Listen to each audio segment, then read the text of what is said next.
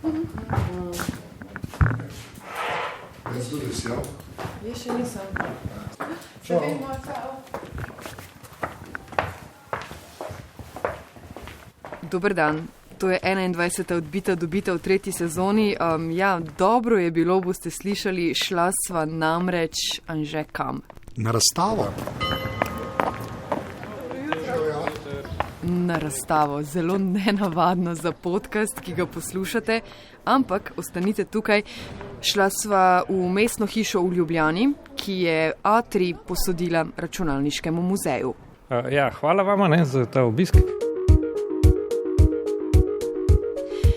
Naslov razstave, na katero vabiva v naslednjih minutah tudi vas, od Karavank do Pekinga. Računalniški muzej je nastal leta 2003 v okviru kot projekt od Kiberpipe. Ko se je Kiberpipa zapirala, se je muzej osamosvojil in evakuiral celo zbirko, ki je ena največjih zbirk klena okrog. Imamo tam nekaj čez 300 računalnikov, pa pol še en kup druge stvari, kot je periodika, pa software, pa tako naprej. Nočemo biti nek muzej z kilometri polic, bolj nam je blizu to, kar je že Kiberpipa delala, se pravi ozaveščanje vpliva tehnologije na družbo in obratno. Boštjan Špetič bo naju in vas vodil po razstavi. Ker smo to razstavo postavljali, smo približno vedeli, kva bi radi, pa skozi research prišli do tega, da leto 86 je eno tak zanimiv stičišče vseh teh zgodb, ki smo jih tukaj našteli, pa da je bilo takrat ful adrenalina pa enega preseganja meja. Tukaj so v bistvu 3 zgodbe o tem, kako se presega meje na zelo vizionarski način ali pa na zelo tak profan. Ne vemo še, kaj naj očaka, ampak gremo pogledat. Prva točka bo kaj? Ja, to profano preseganje meja, ne? Ena stvar, ki je zelo zaznamovala našo družbo v 80-ih, ne samo v računalništvu, tudi na splošno, v računalništvu pa še posebej, so bile omejitve uvoza tehnične robe in s tem posledično povezano švercanje. Zato imamo tukaj najprej en tak real life size 101, na katero ljudje ne bi risali, kje so švercali. Da vidim, da nekaj tega je, nekaj grafitov je tudi drugačnih. Anže, kaj bomo napisala gor? Edina reč, ki sem jo uporabljal, ki je bila dejansko prešvercana, je bila ena gumica, en Spektrum. Ne bom povedal, kdo ga je imel, nekdo v družini. Sklepam, da avstrijski Spektrum uporabljal. In igral igre gor. A si bil zraven, ko se je prešvercal? Videl sem samo končni produkt, to je, ko je Spektrum že bil doma. Na srečo mi je bilo treba se zraven pelati, ampak je bil pa to kar dogodek. Vsakič, ko se je nekaj čez mejo pripeljalo, se tako vam jaz to v spominu, dogodek z velikim D, da zdaj je pa nova elektronika prišla. Jaz ne vem, o čem govorite. No, za zgodovinski kontekst, če gremo tukaj malo naprej, ker smo delali research, smo prebrali tudi ful enih člankov iz 80-ih in izkaže se, da je bilo vse že napisano. Tukaj so članki iz Bita pa iz Moj Mikra, zelo dobro razložijo first hand experience, kako se je švercalo, zakaj je to slabo, kakšne so cene. Veliko ljudi se tukaj zatakne in pridno bere. Revija Moj Mikro, november 1987, stran 17. Sreda, 16. septembra, dolgo pričakovani dan. Ob 3 zjutraj pride pome prijatelj. Z njegovo solidno 101 sva hitro na avtocesti Ljubljana-Kranj. Cilj? München, nakupovalni raj na senčni strani Alp. Tudi v trgovinah, ki skušajo z udarno nizkimi cenami v oglasih, v nemških računalniških revijah zbuditi vtis, kako poceni so, boste plačali približno toliko. Ko pridete tja, jim opevane konfiguracije največkrat ravno zmanjka. Mediji na srečo iz tistega časa so dobro arhivirani in si lahko na primarne vire zanašamo. Bova naredila kakšne fotke pa pokazala poslušalcem, o čem točno se pogovarjamo. Ta je ful zanimiv, ker to je Nizozemec, ki živi v Ljubljani in piše članek o tem, kako je to vse skupaj čudno. Jezi me, ker se prodajalci zgražajo nad mojo trmoglavostjo. Nizozemci in Nemci se že tako ne razumejo najbolje. Okay, na drugi strani imaš pa katalog vseh računalnikov, ki so na voljo na jugoslovanskem trgu, ki ga je sestavil Žiga Turk leta 86. In se mi tako fascinating, kaj veš, tako vsi, to je to, pika, to je cel katalog. Koliko jih je torej? Malo, gremo reči, da jih ni veliko. No. Kaj pa vem, meni se zdi, da jih je veliko, ne? Zato ker ljudje se spomnijo samo Spektruma pa Commodore, pa mislimo, da je to. Ne?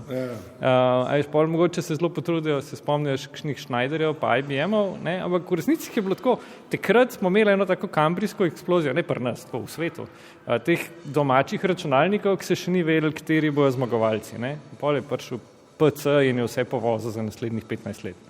Ta raznolikost je tist, kar v bistvu še vedno driva zbiratelje do danes, ker je toliko veliko različnih arhitektur, različnih operacijskih sistemov, različnih dizajnov, da je res inspiring za zanesenjake. A pa se ve, kako Apple 2C pride v Slovenijo? Ja. Kakšna je ta pot? Ne? Piše, kdo je uvoznik. Če ne tklepa v drugih člankih. No, veš, v teh revijah imaš full reklam od različnih uvoznikov za specifične kompjutere. Ne? Veš, in si imel, Apple, mislim, da se je uvažal v Zagrebu ali nekaj tajzga. Tako da, veš, v Jugoslaviji se je vse dubl, samo zaradi teh carin pa drugih omejitev je bilo to vse toliko dražje, da je bilo se folko zdaj neumen, pa se zapeleš čez karavanke. Ne? Že v osnovi niso bili glih poceni. Ne? Se govori o tej PC revoluciji. Ne? V 80-ih to še ni bila ta revolucija, ki se je pol zgodila. Ne? Lej, klemaš cene. V Ljubljani stane Commodore PC22 brez carine $2000, 3500 mark, z dajatvami 5700 mark. A veš, to je tako, plus 50%. Ne? Ja, Slovenija les je bil tudi uvoznik. Fora je bilo v tem, da takrat računalniki se je lahko uvažal samo nekdo, ki je imel veliko izvoza, zato ker je to pomenilo, da je imel v denarnici dolarje. Samo firme v Jugoslaviji, ki so imele izvoz, so imele devize, da so lahko uvažale stvari nazaj. Zaradi tega Slovenija les. Čist pač drugi časi. Preden nadaljujemo, v središču te razstave, v steklenem kvadratku, je predmet, ki je poleg igric na starem računalniku pa na disketi, ampak do tja še prideva, vzbuja največ pozornosti. Ja, radirka oziroma spektrum. A veš, zakaj se mu reče radirka? Nimam pojma. V nekaterih krogih, da ne bom koga užalil. Zato, ker so tipke gumijaste. Aha, ja. In barvne. Niti ne, ker ena barva je. Spomni se samo tiste Maurice, ta Maurica je pa zelo prepoznaven logo Spektruma. Ja, in je tam v vitrini. Smo hoteli narediti malo drugačno razstavo, nekaj na kilometre, tako da smo v bistvu objekt poželenja postavili na tako kapelco, pa dodatno osvetlili, pa tako, da v teh spektrumih, pa Commodorih tudi je in kup enih emocij skoncentriranih. Pač s to distanco 30-letno jih lahko, da sem še pod steklo. To je preveč eksploziven objekt ratov. A se ve, čigav je ta? Tale je enkrat priromal v zbirko in ta je tudi tak, ki ne deluje, zato smo si ga upali klepač dati. To je dobesedno opeka zdaj. Tako da, okay. Ja, čeprav veš, tudi te opeke so zdaj vredne enih 50 €. Ja, Nisem hotela vprašati, govori tako, da bi govorili o nekem božanstvu, koliko pa to stane, če danes to nekdo prodaja? Lej, če imaš tazga, ki pač tako ga najdeš nek na podstrešju, stane nekaj 10 € na eBayu. Če imaš tazga, ki dela z dodatno opremo, originalni škatli, gre to do nekaj $100. No. Samo kratek skok v leto 2019, potem gremo nazaj. O čem bomo govorili zdaj, ko je na trgu toliko stvari, toliko računalnikov, čez desetletja, čez stoletja, kaj z današnjega časa bi takole razstavljali na piedestal? Iz današnjega, verjetno VR headsete, še Vive ali pa Oculus. Jaz še vedno mislim, da nek telefon, zdaj na eni točki bo treba reči iPhone, bo treba reči, mislim, da mimo tega bo zelo težko iti čez desetletja, če se pogovarjamo, ampak kaj je, če je iPhone, zdaj moram prav premisliti, če je iPhone Spektrum, kaj je potem Commodore?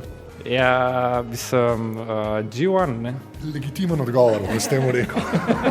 Ga imamo tudi v zbirki, ki sem ga jaz pripeljal iz Amerike, iz te prve generacije iz Google I.O. Ja. Dovolj sodobnega časa in leta 2019 gremo zdaj v čas, ko so se gradile karavanke. Ja, veš, karavanke so se pogajali, da jih bojo začeli zidati kar nekaj časa in pol od leta 88 do 91 so jih dejansko delali. Skratka, to je bolj ali manj isti čas s tem švercanjem. Pravi, navadili smo se, da švercamo čez Ljubelj in točno imeli pač lokacije, kje se parkiraš, da premečeš stvari, zmečeš stran embalažo, tam so bili kupi zabojnika v temu namenjeni in tako naprej. In med tem si zidali hitrejšo pot. Kar je pa za nas zanimivo, zakaj smo dali to sem? Povod je bil to, da smo dobili računalnik, na katerem se je pisal software za kontrolirati prezračevalni sistem Karavank. Kar se mi zdi ful zanimiv. Ne? Laptop je sicer pač laptop, ne? Zgleda tako, kot danes laptop je v resnici. Relativno majhen je, avtonomije ima 3 ure, bel je, pač, ne vem. Sam še opozorilo za poslušalce, fotografije so na val202.si, poševnica odbite, ni čisto tako danes, no. V resnici sta dva, no, ene manjše, ene večje, ampak ja, glavno, s takim laptopom se delali te Karavanke in to je pomembno zaradi tega, ker Karavanke so bile takrat eden najmodernejših tunelov onega časa. Tako, v tem tunelu je ful ene senzorike, ki se mora pogovarjati med sabo, ker je relativno dolg, skoraj 8 km, to pomeni, da mora prezračevanje delati brez napake, ker je globoko pod masivom, se pravi 2 km pod vrhom, najvišjim vrhom, so pritiski sile na tunel toliko velike, da je noter ful enih senzorjev, ki samo merijo, kako se spreminja oblika gore. Skratka, ful taka moderna mašina je ta tunel in ta mali laptop, na njem je en stric iz Ljubljane pač programiral kontrolni sistem za ultra zmogljiv ventilacijski sistem, ki še vedno dela. In tudi ljudje se ga ne zavedajo. No. Iz onega časa so objavili knjigo o gradnji tunela, v kateri imaš tako 2 strani dolg popis vse tehnične opreme, ker je bil to modern tunel, so bili konstruktorji ponosni na to in objavili seznam vse opreme, ki je not, niti enega računalnika omenjenega. Tako, računalniki so bili fus nota, ni važen. Ne? Tako zanimivo, kako družba na prehodu, oziroma tik pred tem, da se prehod zares začne. No? Tako zadnji veliki analogni projekt, čeprav je bil že čist digitaliziran. Zanimivo. Ok, naprej. Špili. Naslednje postojanke se boste vsi obiskovalci muzeja, ki bo odprt do 25. februarja. 25. februarja vsi razveselili, to so igrice vaših staršev ali pa starih staršev ali pa vaše mladosti, ampak igrica bo za na konec, ne smo rekli. Kakor ste lahko zdaj. Gremo naprej, pa se vrnemo.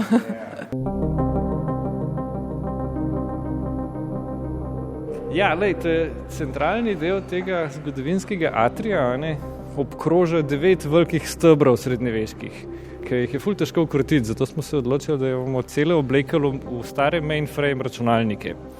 Namreč, leta 86, še vedno smo v tem istem letu, je en startup iz Ljubljane, ki se mu reče Iskra Delta, ki je imel sicer 2000 ljudi, ampak po mentaliteti in po obnašanju so bili tako kot današnji startupi.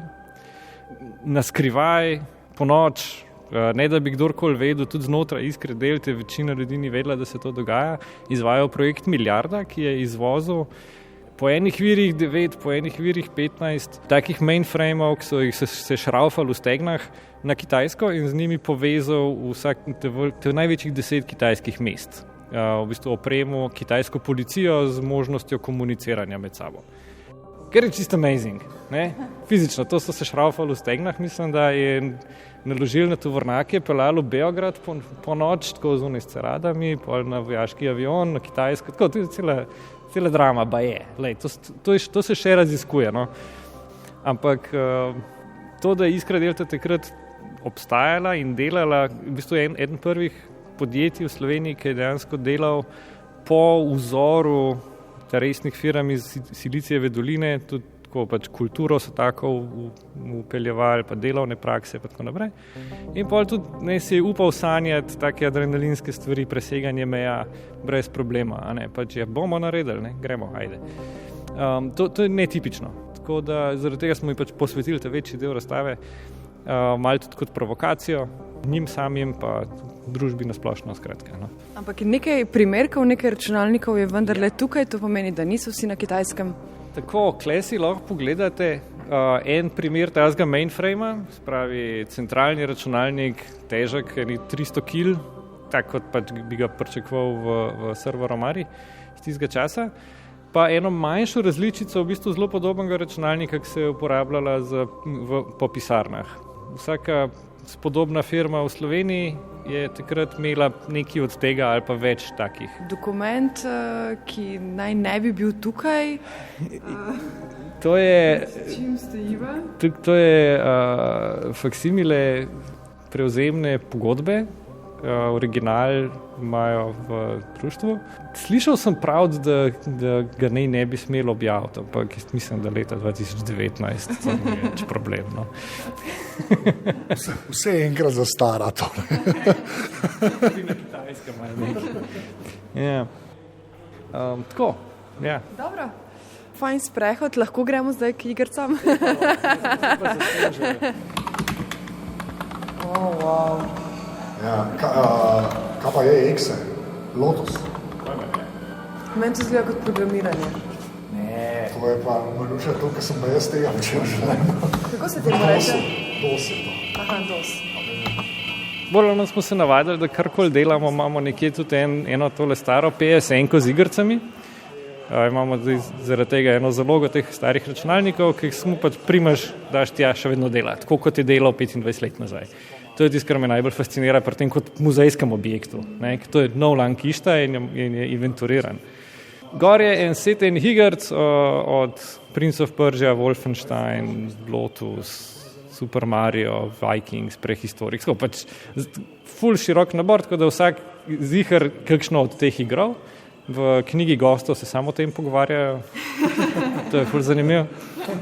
In ja, zadnjič, ko smo tukaj neki šraufali, tako prišla ena skupina ljudi skozi vrata in naravnost diagonalno sem. Tako, očitno so že igrali, šli po frende, prišli nazaj. Kaj bo igrala že? Prižganje Prince of Persia. Sam čez Slavi, čez ne?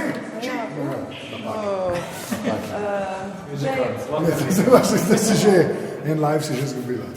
V unih časih Spektruma pa Commodore so pa igrce se kopirale prek radijskih valov na Radio Študent. Način, kako si ti program spravil na Spektrum, je bil čez kasetar je audio zapis, Radio Študent oddaja, why not? Ne, jaz sem še.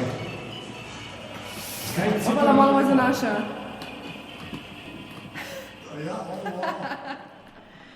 Zgodovinski dogodek na zgodovinski razstavi. Premagala sem Anžeta Tomiča v igranju računalniške igre. Močne besede, v redu.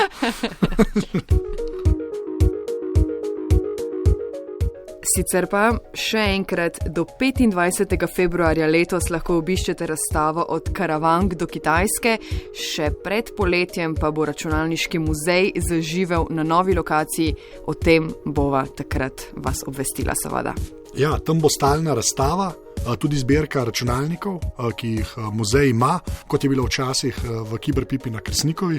Jaz sem tiste eksponate videl, tako da se kar malo veselim odprtja. Res priporočava in vas povabiva, ko bo računalniški muzej zaživel na novi lokaciji. Razstavo, o kateri sva govorila in se po njej sprehajala, po fotke in video pa na val202.si, poševnica odbita. Kje sva še? Seveda naj jo najdete tudi v vašem najljubšem podcast nabiralniku in pa Apple Podcast, ki je de facto imenik podcastov. Ful hvala za ocene. In nama pišete na Twitterju. Afna odbita, ko sva skupaj. Maruša, kaj si, ko si sama? Twitteruša Maruša. In jaz sem, ko sem sam, Afna Anzeto. Do naslednjič, ko se oglasiva iz Barcelone, to zdaj že lahko poveva. Ja. Hvala za pozornost in adijo. Čau. Čau.